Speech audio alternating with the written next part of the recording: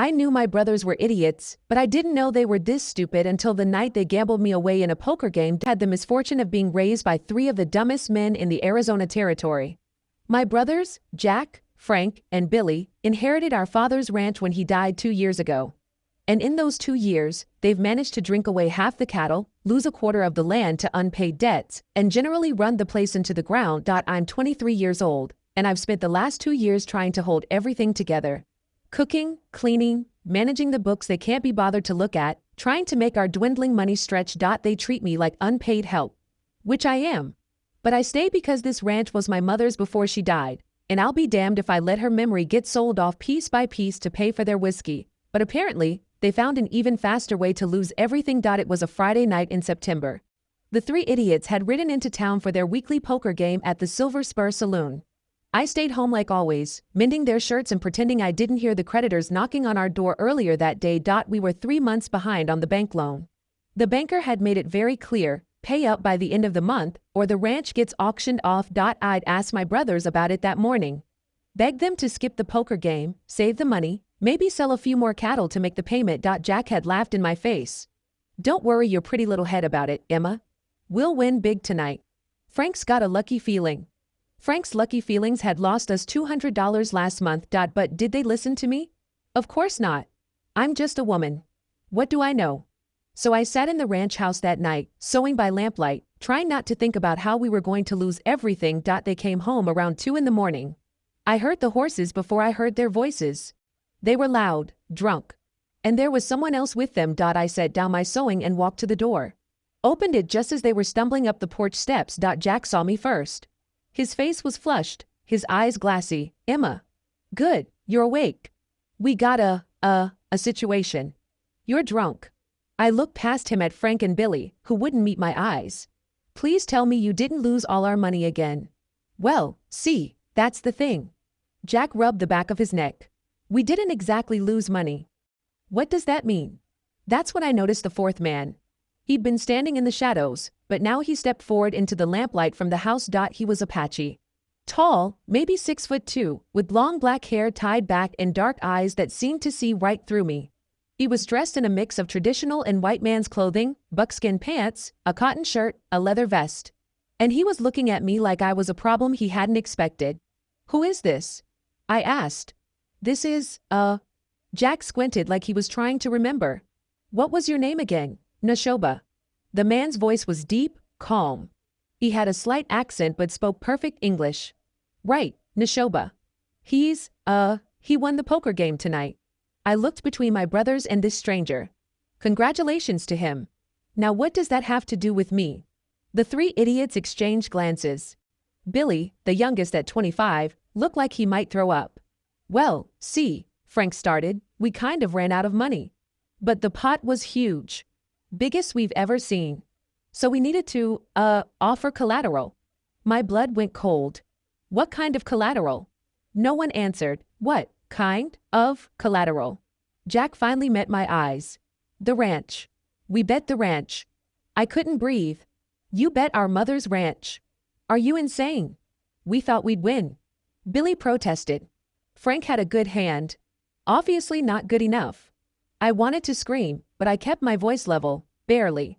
So what, we're homeless now? Is that what you're telling me? Not exactly, Jack said. See, that's where it gets complicated. We bet the ranch, but, we also bet something else. To sweeten the pot. I stared at him. What else could you possibly bet? We don't have anything else. The silence stretched too long. And then it hit me. No. The word came out as a whisper. No, you didn't. It was just a bet, Frank said quickly. We didn't think we'd lose. And it's not like it's forever or anything. What did you do? My voice was shaking now. Jack couldn't look at me. We bet you. As a wife. To whoever won the game. The world tilted. I grabbed the doorframe to keep from falling. You gambled me away? I couldn't believe the words coming out of my mouth. Like I'm property? Like I'm a horse or a piece of furniture. Now, Emma, don't be dramatic. Dramatic? I was shouting now. I didn't care who heard. You bet your own sister in a poker game and you're telling me not to be dramatic. It was either that or lose the ranch, Jack shouted back. Would you rather we lost everything? At least this way what? I get sold off to a stranger like cattle? Tears were burning in my eyes, but I refused to let them fall. You had no right. No right at all. We're your brothers. We're responsible for you. You're idiots who've been drinking away our inheritance. You're not responsible for anything. Neshoba, who'd been silent this whole time, finally spoke. Perhaps I should come back tomorrow. When everyone is calmer. No. I turned to him, fury giving me courage. You're not taking me anywhere. I don't care what they bet. I'm not property. They can't just give me away. He looked at me with those dark, unreadable eyes. I agree. That stopped me cold. What? I said I agree. You are not property.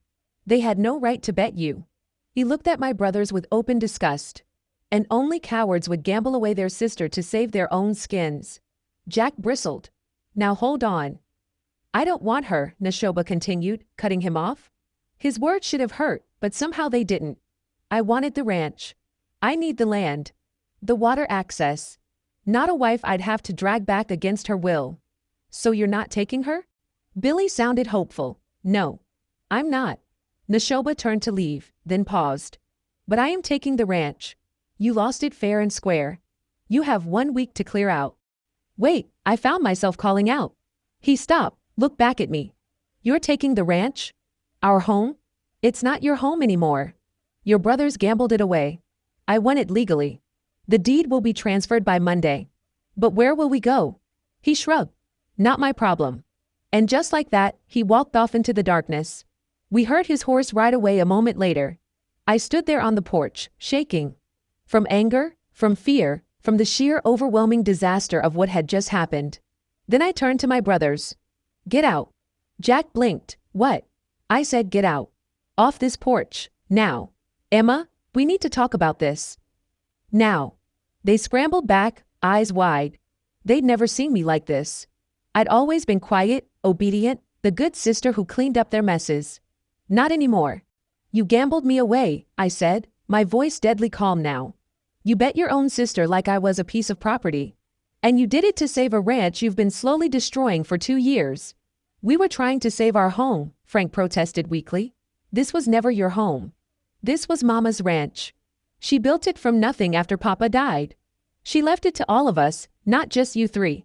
And in 2 years, you've nearly destroyed everything she worked for. I took a step toward them. And tonight, you finished the job. You lost it. All of it. And you tried to throw me in as a bonus prize. What are we supposed to do? Billy asked. I don't care. Figure it out yourselves. You're grown men. Act like it. I started to go inside, then turned back.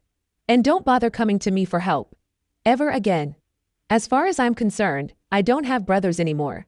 I slammed the door in their faces, locked it, and finally let myself collapse against it and cry. Everything was gone. The ranch. My home. My future. And it was all because my idiot brothers couldn't fold a bad hand. I cried until there were no tears left. Then I pulled myself together, made some coffee, and started planning. If we had 1 week, I needed to figure out where I was going to go. I had no money. No family except the 3 idiots outside. No prospects. Women alone didn't last long in the Arizona territory. I'd need to find work. Maybe as a housekeeper or cook in town. It wouldn't be much, but it would be something. As for my brothers, they could rot for all I cared. I spent the rest of the night packing my few belongings into a trunk. Clothes, my mother's jewelry, a few books, the family Bible. Things that were mine, that they couldn't take from me. Dawn came too soon. I heard my brothers moving around outside, talking in low voices, probably trying to figure out what to do next. Let them suffer. I was making breakfast, more out of habit than hunger, when someone knocked on the door. My first thought was that my brothers had worked up the courage to apologize. But when I opened the door, it wasn't them. It was Neshoba. He stood on my porch in the morning light, looking even more imposing than he had last night. He was holding his hat in his hands, and his expression was serious. Miss Carter. It's Emma. I wasn't in the mood for pleasantries. What do you want? To talk. About last night. What's there to talk about? You won. We lost. We'll be gone by the end of the week. That's what I want to talk about. He glanced past me, into the house. May I come in? Every instinct screamed no. This man had just taken everything from me. but something in his expression made me step aside. He walked in, looked around the simple but clean interior. His eyes lingered on my mother's things, the embroidered curtains, the dishes on the shelf, the rocking chair by the fireplace. "You keep a good home," he said. "Thank you." I crossed my arms. "Now what do you want?" He turned to face me. "I've been thinking about last night. About what your brothers did. And I have a proposal. I'm not marrying you. I'm not asking you to." He set his hat on the table. "But I am asking you to hear me out." I waited. "I need this ranch. The water access, specifically. My people, my family, we have land to the north, but it's dry this time of year. This ranch has the best water source in the region. I've been trying to buy it for months, but your brothers kept refusing. Last night was my chance to finally get it. Congratulations. You got what you wanted." "Not quite." He looked at me intently. "A ranch this size needs management. Your brothers ran it into the ground, but I can see your hand in the things that still work. The books are balanced. The house is maintained. The garden is thriving. That wasn't them. That was you." I didn't confirm or deny it. Just waited to see where this was going. "I don't want a wife," Neshoba continued. "But I could use a manager. Someone who knows this land, knows how things work, and can keep the place running while I handle other business. You're offering me a job. In exchange for letting you stay. You'd have a room in the house, a salary, and you'd run the daily operations of the ranch. I'd handle the bigger decisions, the livestock, the hiring. But the rest would be yours." I stared at him. "Why would you do that?" "Because throwing you out because of your brother's stupidity isn't justice. It's cruelty." His expression softened slightly. "And because my mother would haunt me if I left a woman homeless because of a card game." Despite everything, I almost smiled. Almost. "What about my brothers?" "They leave, today. I don't want them on this property ever again." "Good. I had no problem with that." "And if I say no?" I asked. "Then you pack your things and go wherever you plan to go. The offer expires at noon." I looked around the house. My mother's house. The place I'd grown up. The place I'd poured 2 years of my life into trying to save. I could leave. Start over somewhere else. Build a new life far away from the memories and the pain. Or I could stay. Work for a stranger who won my home in a poker game. But at least I'd still be here. Still be on the land my mother had loved. "I want conditions," I said. He raised an eyebrow. "Such as?" "I get my own room. With a lock. You don't come in without permission." Agreed. "I manage the house and the books. You don't question my decisions unless they're actively harming the ranch." Agreed. "And if you ever treat me like property, the deal is off." And I walked. Immediately. He met my eyes. "You have my word. You'll be treated with respect, always." I studied him, trying to figure out if he meant it. His face was hard to read, but something in his eyes seemed genuine. "Then I accept. But my brothers leave today. And they take nothing that belonged to my mother." "Done."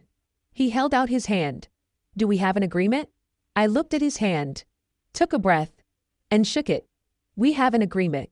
His hand was warm, calloused, strong. He shook once, firmly, then let go. "I'll tell your brothers to pack. They can take their personal belongings and their horses. Everything else stays." He started for the door, then paused. "Thank you, Emma." "For what?" "For giving me a chance. I know I'm a stranger. I know this situation is unusual. But I promise you won't regret this." I wasn't sure about that. But at least I still had a home. Even if it wasn't really mine anymore. My brothers were gone by noon. I watched from the porch as they loaded their belongings onto a wagon. Jack kept trying to catch my eye, maybe hoping I'd soften and say goodbye. I didn't. Frank looked angry, like this was somehow my fault. Billy just looked lost, like he couldn't quite understand how everything had fallen apart so fast. Too bad. They'd made their choices. Now they could live with them. Neshoba stood beside me, silent, arms crossed. His presence alone seemed to keep my brothers from trying to argue or beg. They knew better than to test him.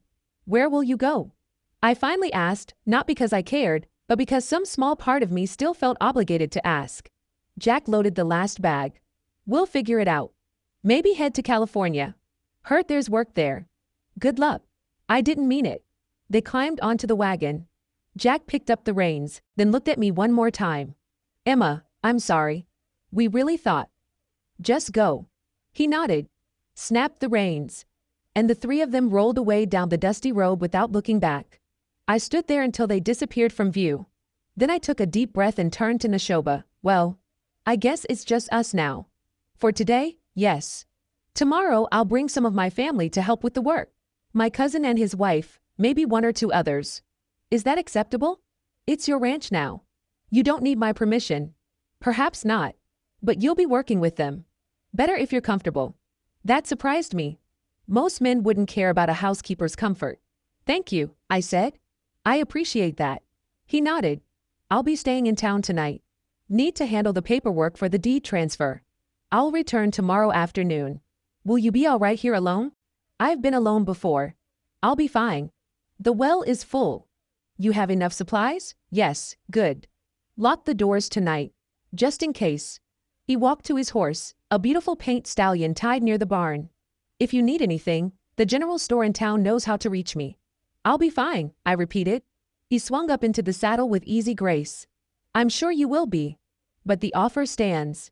Then he rode off, leaving me alone on the porch of the house that was no longer mine. I stood there for a long time, trying to process everything that had happened in the last 12 hours. Yesterday I'd been a sister, a daughter's memory keeper, a ranch manager who got no credit. Today I was an employee, working for a stranger, living in my childhood home that now belonged to someone else. It should have felt worse than it did. But honestly, it almost felt like freedom. I spent the afternoon doing inventory. The house was well stocked. I'd always been careful with supplies. We had flour, salt, beans, coffee, some preserved vegetables from last year's garden. Enough to last a few weeks if I was careful. The chickens needed feeding. The garden needed watering. The milk cow needed attention. All the normal chores that had filled my days for 2 years. Except now I wasn't doing them for my brothers. I was doing them for myself. For a wage. With actual respect for my work. It was strange how much difference that made. That evening, I sat in my mother's rocking chair, my rocking chair now, I supposed, and tried to figure out how I felt about everything. Angry at my brothers? Absolutely. Scared about the future? A little. But also something else. Something lighter. Like a weight had been lifted that I hadn't realized I was carrying. For 2 years, I've been trying to save a sinking ship while 3 grown men poked holes in the hull. Now the ship had new ownership, and I was just crew. It wasn't my responsibility to save everything anymore. Just to do my job and get paid for it. That night, I locked the doors like Neshoba suggested. Not because I was scared, but because it felt good to have control over something. Even something as small as who got to come into the house. I slept better than I had in months. The next afternoon, Neshoba returned with 3 other people. The first was a woman about my age, maybe a year or 2 younger. She was Apache, with long black hair in 2 braids and a kind smile. She was dressed in traditional clothing, a long skirt and loose blouse, both beautifully beaded. This is Kaya, Neshoba said. My cousin's wife. She'll help with the heavier ranch work. It's nice to meet you, Kaya said in slightly accented English. Her smile was genuine. Neshoba says you keep a good home. I try. I wasn't sure what else to say. The second person was a man about Neshoba's age, also Apache. He had the same strong build, the same sharp eyes.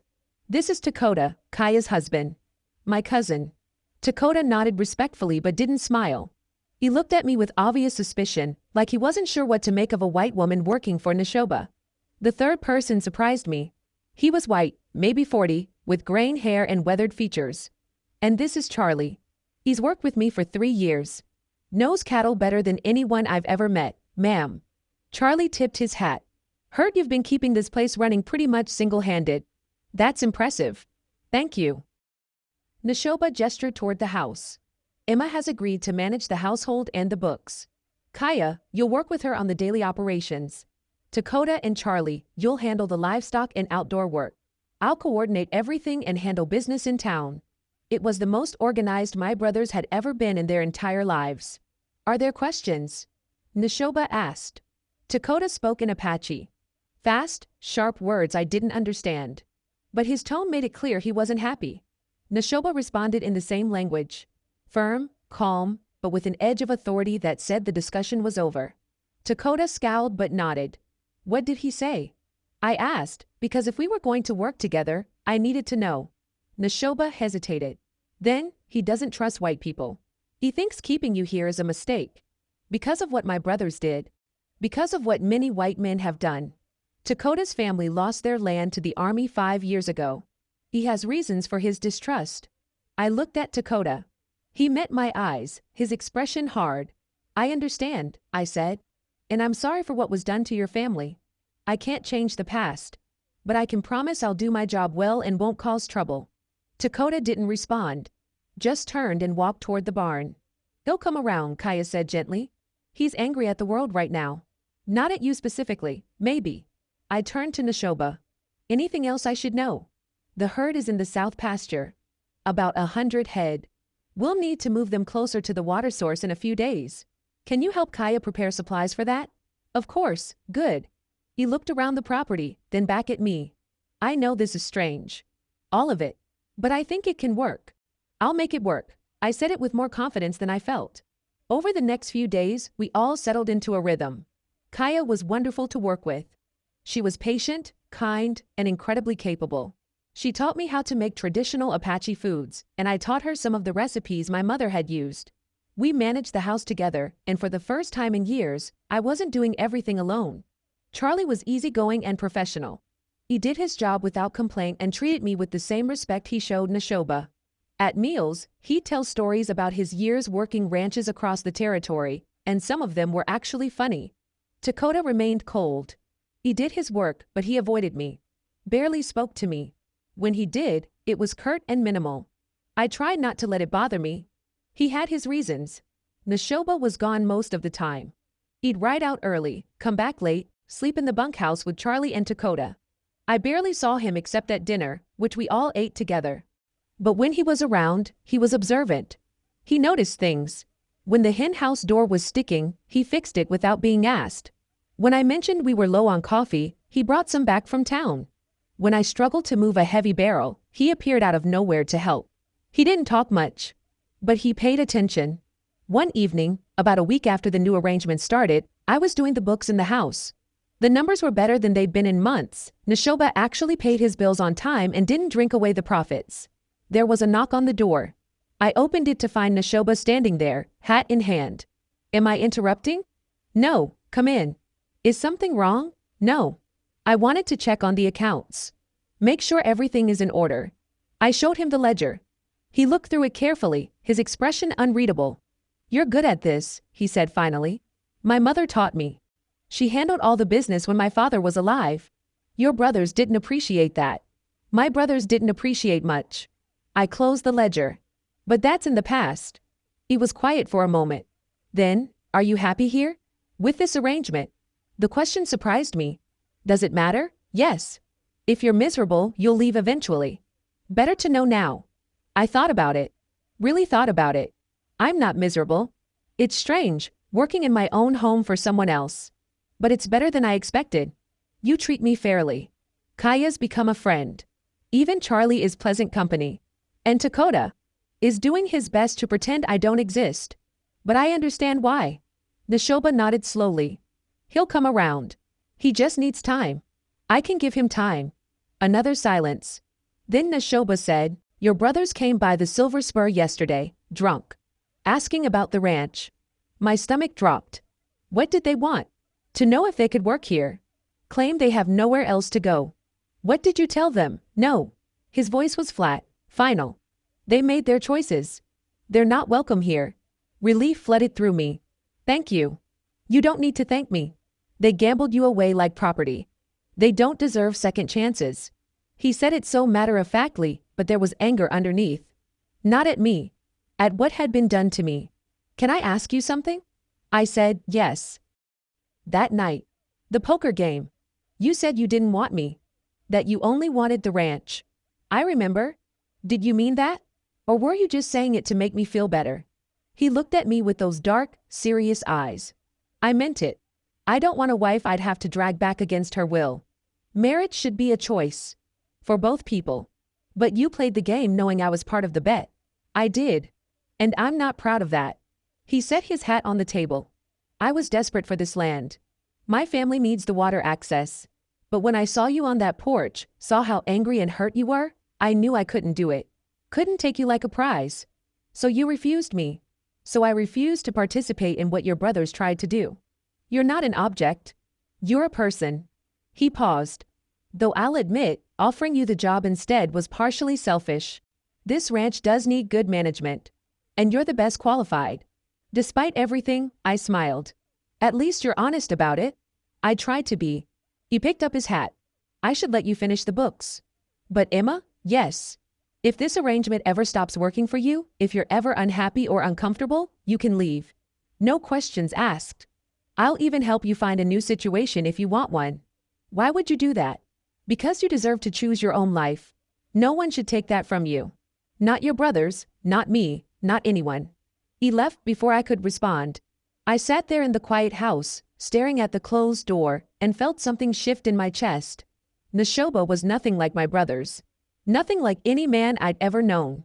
He was honorable, fair, and despite winning me in a poker game, he'd given me more freedom than I'd had in years. That night, lying in bed in my room with its lock that I never needed to use, I realized something. I was starting to trust him. And that scared me more than anything. 2 weeks into the new arrangement, things started to change. Kaya and I had become genuine friends. She taught me Apache words while we worked, and I taught her more English phrases she wanted to learn. We'd laugh together while cooking, share stories about our mothers, and work side by side like we'd known each other for years. Charlie remained easygoing and helpful. He'd tip his hat every morning, ask if I needed anything, and go about his work with a whistle. Dakota, however, was a different story. He still avoided me. Still barely spoke. But I caught him watching me sometimes when he thought I wasn't looking. Not in a threatening way. More like he was trying to figure something out. One afternoon, I was in the garden pulling weeds when I heard raised voices near the barn. I looked up to see Dakota and Neshoba in what looked like an intense conversation. Both were speaking Apache, their voices sharp. I couldn't understand the words, but I understood the tone. Dakota was angry about something. And Neshoba was defending whatever decision had made him angry. Finally, Dakota threw up his hands and stormed off toward the south pasture. Neshoba stood there for a moment, jaw tight, then headed toward the house. He saw me in the garden and changed direction. Is everything all right? I asked, brushing dirt from my hands. Dakota thinks I'm being foolish. Trusting you. Keeping you here. My stomach sank. What did you tell him? That it's my decision to make. Not his. He looked tired. He lost his sister 3 years ago. White men attacked their camp. She was your age. He sees you and it reminds him of everything he lost. I'm sorry. I didn't know. How could you? But it explains why he's so resistant. Neshoba looked toward where Dakota had disappeared. He'll come around. Or he won't. Either way, you're not going anywhere. You sound very certain about that. I am. He met my eyes. You've proven yourself. The ranch runs better now than it did under your brothers. The books are balanced. The animals are healthy. The house is well managed. Why would I let you go? Because your cousin wants me gone. My cousin doesn't make decisions for me. His voice was firm. You belong here. As much as anyone. The words hit me harder than they should have. Belonging. I hadn't felt like I belonged anywhere since my mother died. Thank you, I said quietly. He nodded once, then headed back toward the barn, leaving me standing in the garden with dirt on my hands and something warm blooming in my chest. That evening, I was preparing dinner when Dakota came into the house. He never came into the house. He always ate outside or in the bunkhouse. I looked up from the stew I was stirring, surprised. Can I help you with something? He stood in the doorway, looking uncomfortable. Kaya says I should apologize. You don't have to apologize for how you feel. I'm not apologizing for that. I'm apologizing for treating you like you're responsible for what other white people did. He crossed his arms. You didn't attack my family. You didn't steal our land. You're just trying to survive, like the rest of us. It wasn't a warm apology. But it was honest. Thank you, I said. I appreciate that. He nodded stiffly. Kaya also says your stew is the best she's ever had. And that I should try it before I judge you completely. Despite the tension, I smiled. Would you like to stay for dinner? He hesitated. Then, yes. I would. That night, all 5 of us ate together at the big table in the house. It was the first time Dakota had joined us, and though he was quiet, he was present. He even complimented the stew, which made Kaya beam with satisfaction. After dinner, while Kaya and I were cleaning up, she leaned close and whispered, "Thank you for being patient with him. He has good reasons to be cautious." He does. But so do you. And you've been nothing but kind. She dried a plate. Neshoba was right to keep you here. You're good for this place. I'm just doing my job. It's more than that. You care. About the ranch, about the animals, about all of us. She smiled. That's rare. I didn't know what to say to that, so I just smiled back and kept washing dishes. But her words stayed with me. Because she was right. I did care. This place was starting to feel less like my former home that I worked in, and more like a place I was building something new. The next few weeks passed in a comfortable rhythm. The ranch work was hard but satisfying. Dakota slowly warmed up to me, not friendly, exactly, but no longer hostile. Charlie remained his cheerful self. And Kaya became the sister I'd never had. Neshoba came and went, handling business in town and with neighboring ranches. But every few days, he'd sit with me while I did the books, asking questions, making suggestions, treating me like a partner rather than an employee. One evening in late October, he came back from town with news. There's a dance in town this Saturday, he said over dinner. Harvest celebration. The whole territory attends. Sounds nice, I said, passing the bread. I think we should all go. Show people that this ranch is under new management. New ownership. Dakota frowned. You want to parade us through town? Let them stare at the Apache rancher and his white housekeeper. I want to show them we exist. That we're successful. That we're not going anywhere.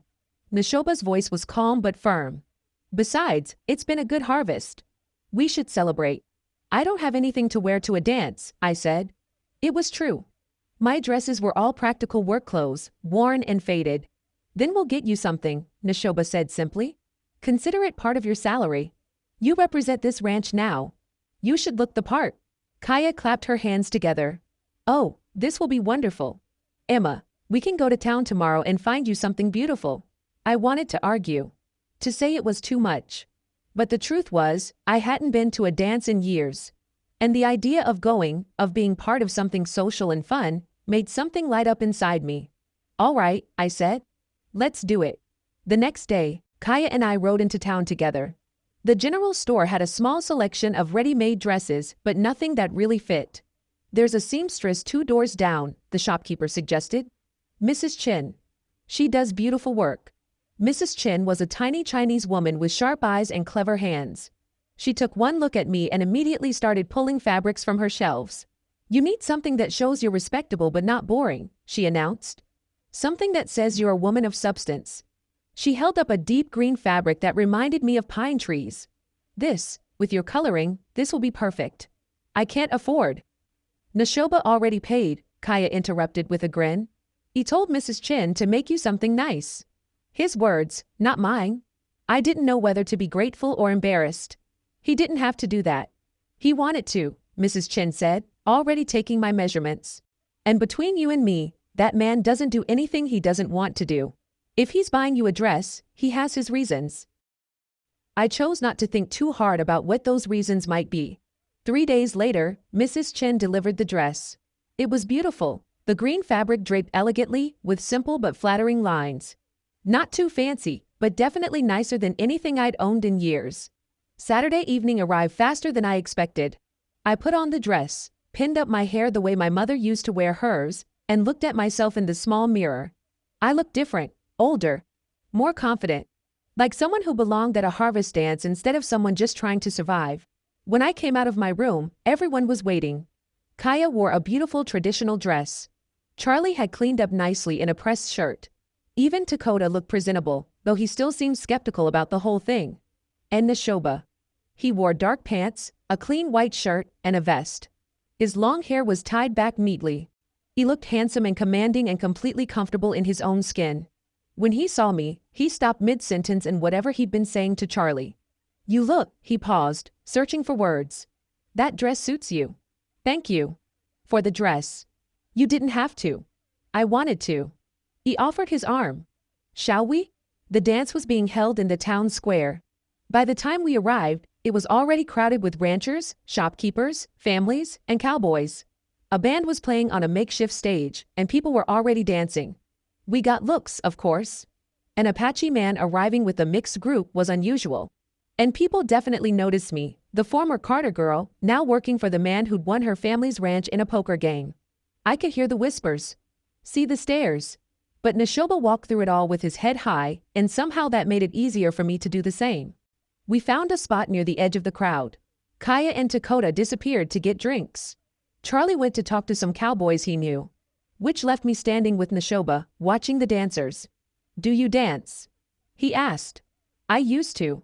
When my mother was alive, she dragged my father to every social event in the territory." I smiled at the memory. He complained the whole way there and then danced with her all night. "Would you like to?" I looked at him, surprised. "Dance with you? Unless you'd rather not. I know people are already talking." "I'd like to," I interrupted, because suddenly, I really would. He led me onto the dance floor. His hand was warm on my waist, his other hand holding mine gently. He was a good dancer, confident, skilled, leading me easily through the steps. "Where did you learn to dance like this?"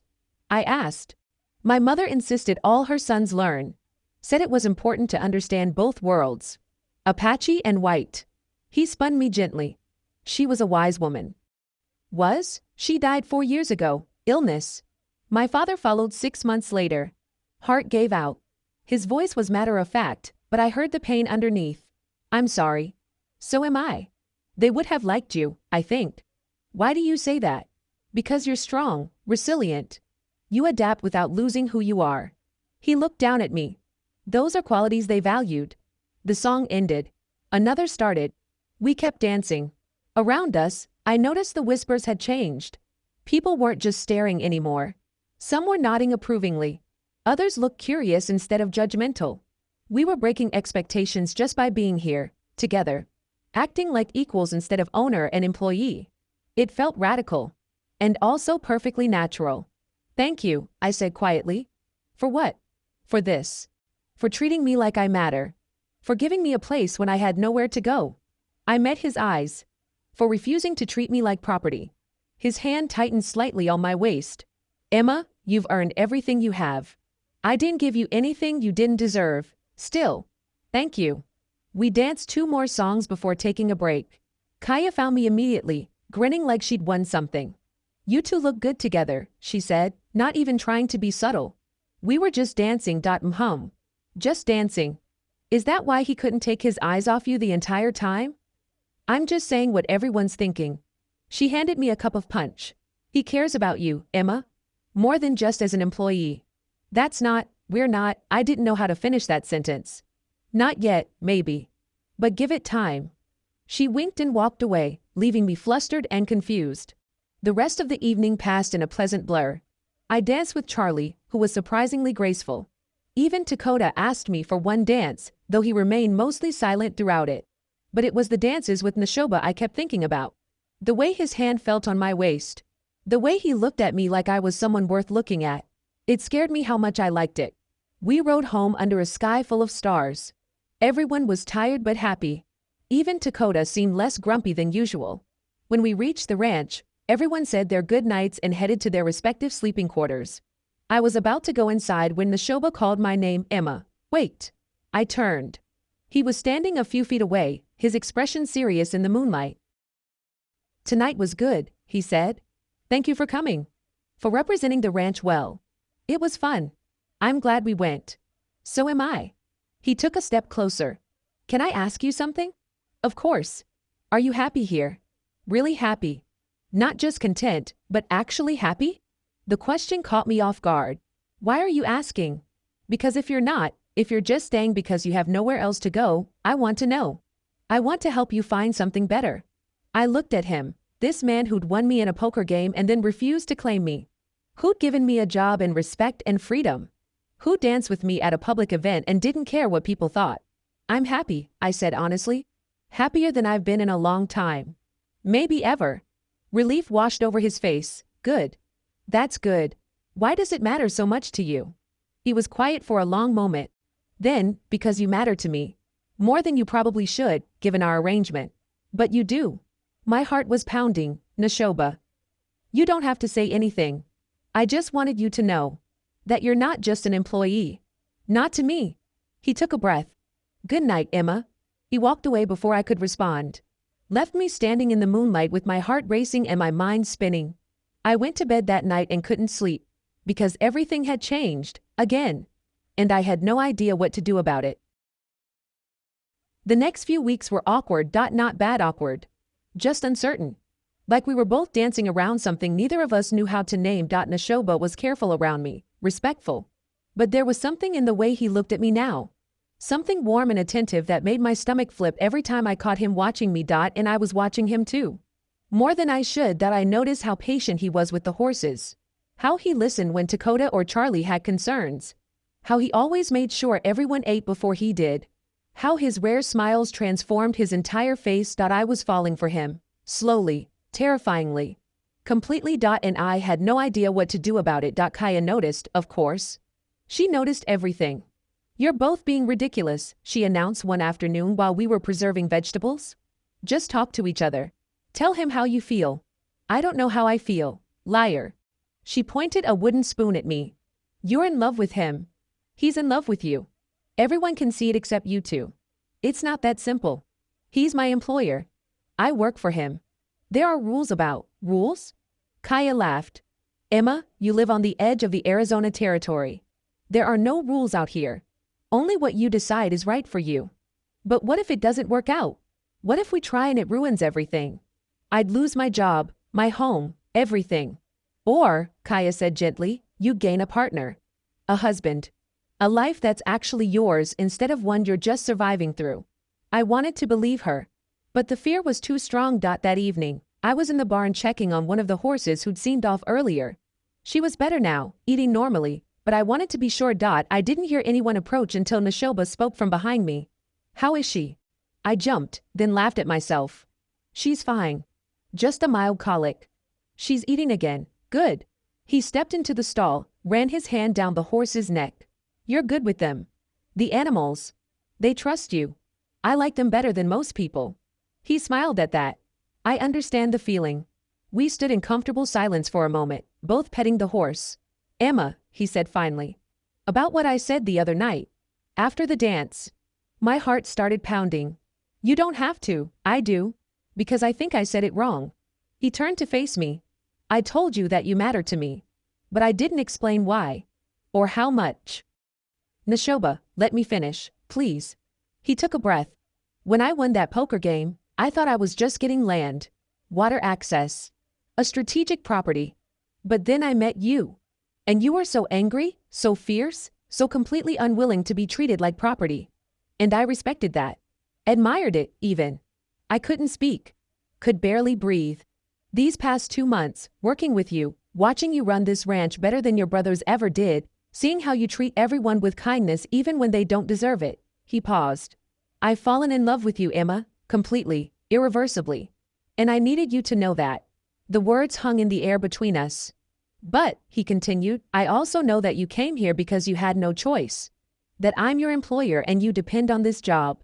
So I'm not asking for anything. I just needed you to know the truth. That you're not just an employee to me. You're everything. Tears were burning in my eyes. You're not playing fair. I know. I'm sorry. No, you don't understand. I stepped closer to him. You're not playing fair because you're making it impossible for me to keep pretending I don't feel the same way. His eyes widened. Emma, I love you too, I said, the words tumbling out before I could stop them. I've been trying not to. Trying to convince myself it was just gratitude or proximity or anything other than what it actually is. But I can't anymore. I love you, Neshoba. And it terrifies me. Why does it terrify you? Because what if it doesn't work? What if we try and fail and I lose everything again? I can't go through that. I can't lose another home. He reached out slowly, giving me time to pull away. When I didn't, he cupped my face in his hands. You won't lose anything. I promise you. Whatever happens between us, you'll always have a place here, always. You can't promise that. Yes, I can. Because even if you stop loving me tomorrow, I'd still want you here. Still value everything you bring to this ranch. Still consider you family. His thumb brushed my cheek. You belong here, Emma. Not as my employee. As my partner. My equal. My love.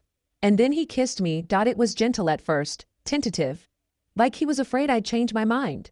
But when I kissed him back, when I wrapped my arms around his neck and pulled him closer, It deepened into something that made my knees weak. This was nothing like the awkward first kiss I'd had as a teenager.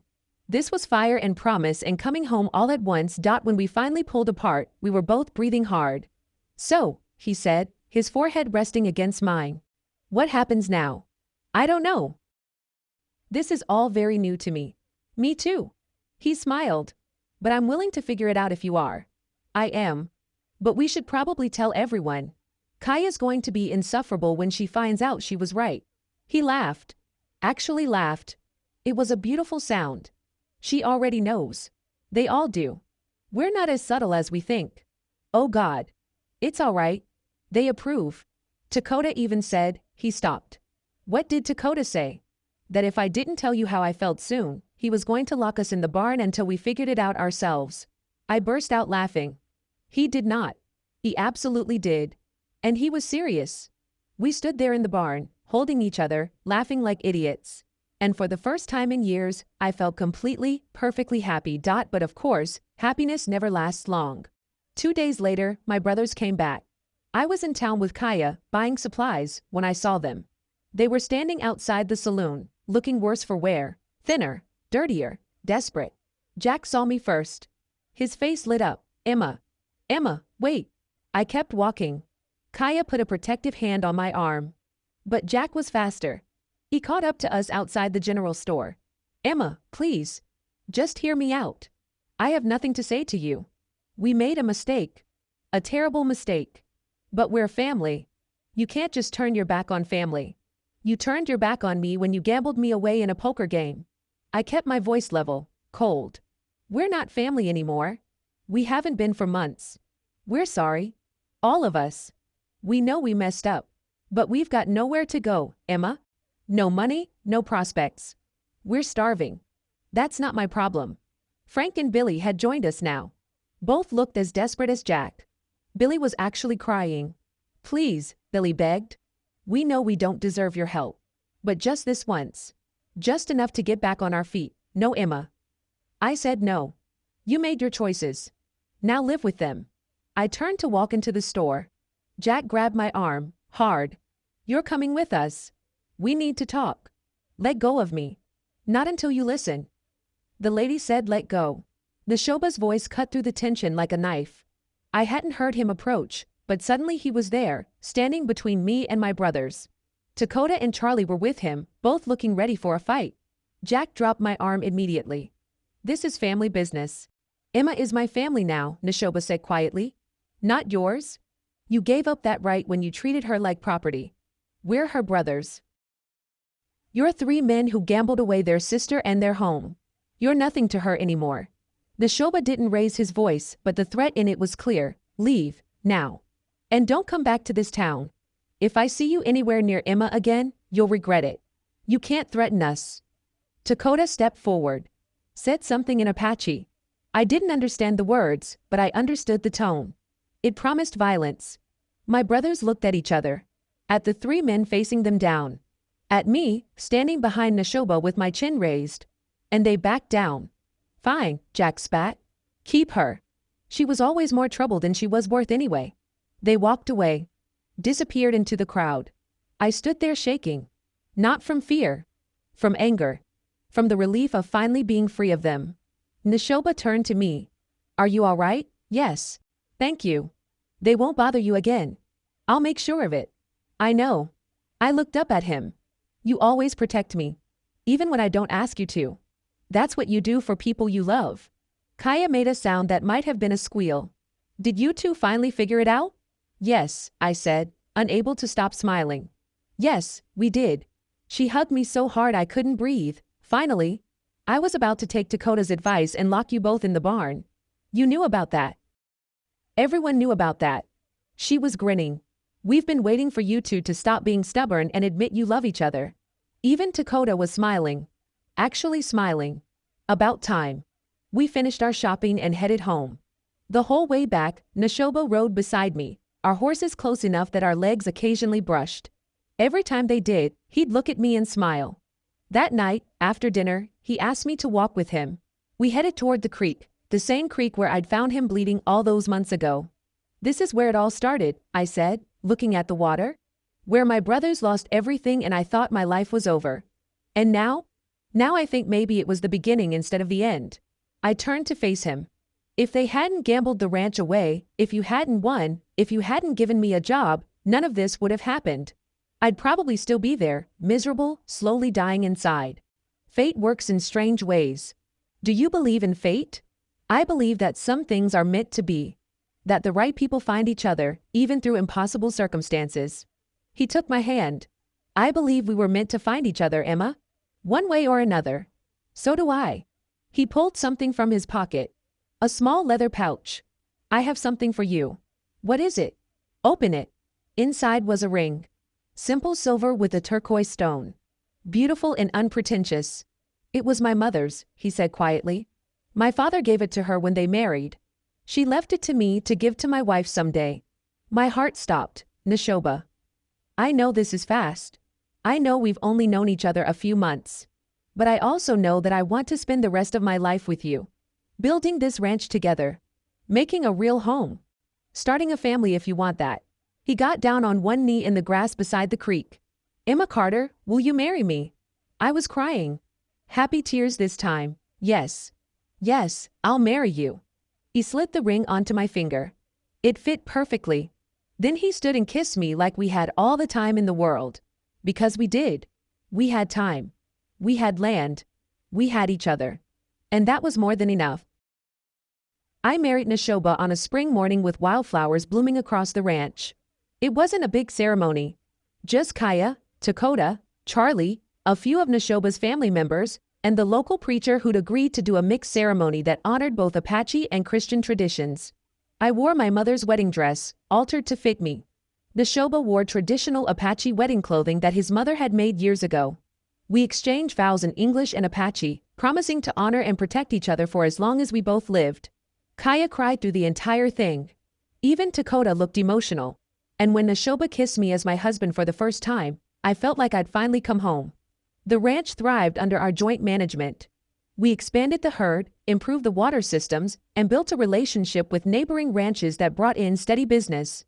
People respected Neshoba for his fair dealing and strong leadership. And slowly, they came to respect me too. Not as his wife. As his partner. Dakota became one of my closest friends. He taught me Apache traditions and stories. Told me about his sister, who he said would have liked me. We'd sit by the fire some evenings, and he'd share memories while I listened. Charlie eventually married a widow from town and brought her to live in a cabin we built on the property. She was practical and funny, and she and I got along immediately. Kaya announced she was pregnant about 4 months after my wedding. I'd never seen Dakota so happy. He built them a bigger cabin and spent every spare moment making baby furniture and toys. And me? I was happy in a way I'd never imagined possible. I woke up every morning next to a man who loved and respected me. Who asked for my opinions and valued my work. Who kissed me goodbye when he left and hello when he returned. Who made me laugh and held me when I cried. The ranch was ours. Not his, not mine, ours. We built it together. 8 months after the wedding, I stood in the same garden where I'd confronted my brothers all those months ago. My hand rested on my still flat belly, feeling the tiny life growing inside. Neshoba found me there. He always knew where to find me. What are you thinking about? He asked, wrapping his arms around me from behind. How different everything is now. How I thought losing this place would destroy me. But instead, it saved me. You saved yourself. I just gave you the space to do it. We saved each other. I turned in his arms to face him. I have something to tell you. What is it? I'm pregnant. His eyes went wide. Then a smile spread across his face, that rare, beautiful smile that transformed him. Really? Really? I wanted to be sure before I told you.